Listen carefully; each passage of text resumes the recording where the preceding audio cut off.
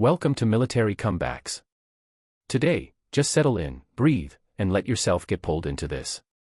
Because this isn't just a story, it's a moment. A moment when an entire boot camp went silent, when a Navy SEAL commander stopped mid-step, and when one small tattoo changed everything.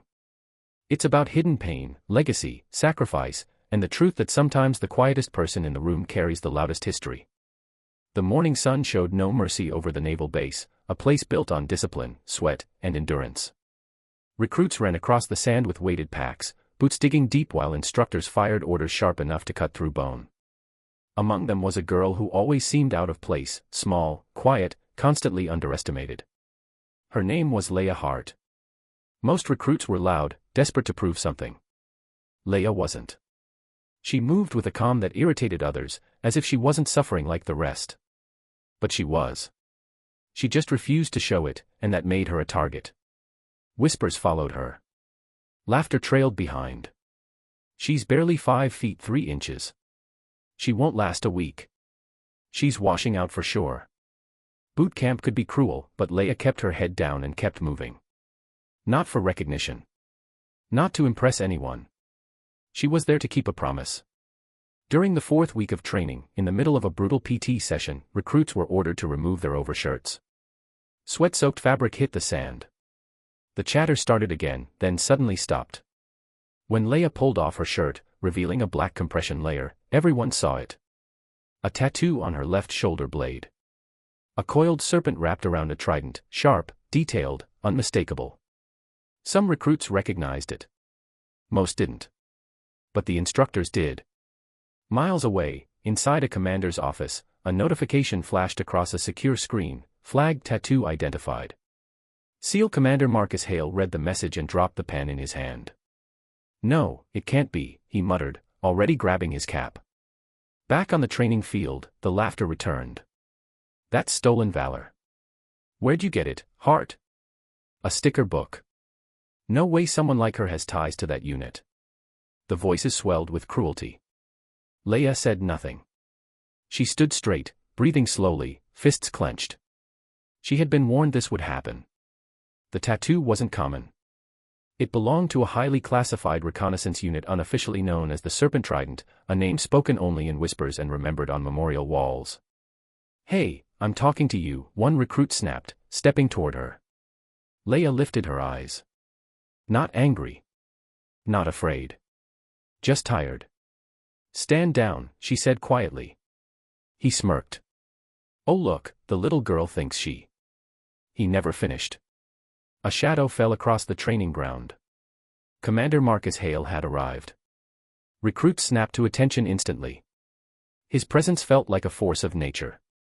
He walked straight past the loudest voices and stopped in front of Leah. His eyes locked on the tattoo, and memories crashed over him. Sandstorms. Night raids. Gunfire. And a little girl clutching his hand in a burning village. Leah Hart, he whispered. Her eyes flickered, but she didn't break posture. Sir. I knew your father, he said, barely audible. I know, sir. You should have told someone who you were. My father told me not to use his name, she replied. If I ever wore this tattoo, it had to be earned. Not inherited. Grief crossed the commander's face, old, buried grief. You have his eyes, he said. Sir, I'm here to finish what he started. He turned to the others, voice now cutting across the field. When you mocked that tattoo, you mocked one of the most decorated units in U.S. naval history. Leah Hart is the daughter of Master Chief Adrian Hart, the man who gave his life to save my team. Silence crushed the air. That tattoo wasn't done in a shop, Hale continued. Her father placed it there the night he died. Every face turned toward her. No one dared speak. And if any of you think she hasn't earned her place here, you can come talk to me. No one moved. After that day, everything changed. No more laughter. No more whispers. Only quiet observation as they noticed what had always been there. She ran farther, carried more, stayed later. But Leah didn't care about their respect. She remembered her father's voice, strength isn't what you show the world. It's what you carry when no one sees you. Still, the pressure weighed on her. She didn't want a legacy to shield her. She wanted to earn her place. One night, she stood alone under the stars. Commander Hale found her. "You're pushing too hard." "I have to," she said, voice breaking. "Everyone thinks I'm here because of him." "You're here because you signed your name," he told her gently. "What if I'm not as strong as he was?" "No one is," Hale said softly. "And you don't have to be." He placed a worn metal insignia in her hand. "He wanted you to have this when you were ready." "And am I?" "You already were, the moment you walked into boot camp." She cried then, not in weakness, but in acceptance. Weeks later, graduation day arrived.